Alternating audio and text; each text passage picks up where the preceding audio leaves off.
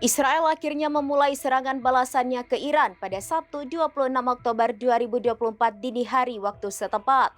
Namun usai perintahkan penyerangan ke Teheran, Perdana Menteri Israel Benjamin Netanyahu dikabarkan sembunyi di bunker bawah tanah.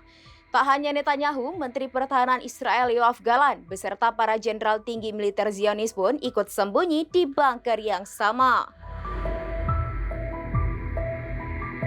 Perdana Menteri Israel Benjamin Netanyahu dan Menteri Pertahanan Israel Yoav Gallant sembunyi di bunker bawah tanah usai perintahkan luncurkan serangan ke Iran. Kedua pejabat Israel itu bersama para jenderal tinggi militer Zionis berada di bunker yang berada di bawah pangkalan militer Kiryat di Tel Aviv.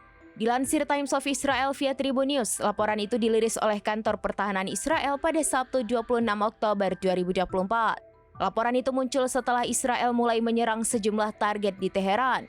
Di sisi lain, Kementerian Luar Negeri Israel mengatakan akan melakukan apapun untuk pertahanan negaranya.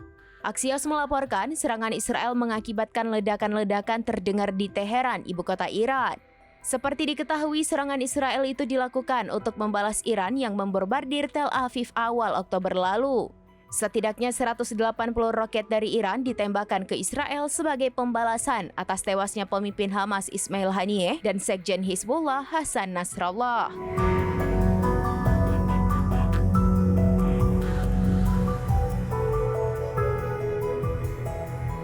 Demikian informasi terkini Syedara Lon, saksikan terus informasi lainnya. Jangan lupa like dan share seluruh akun serambinews.com.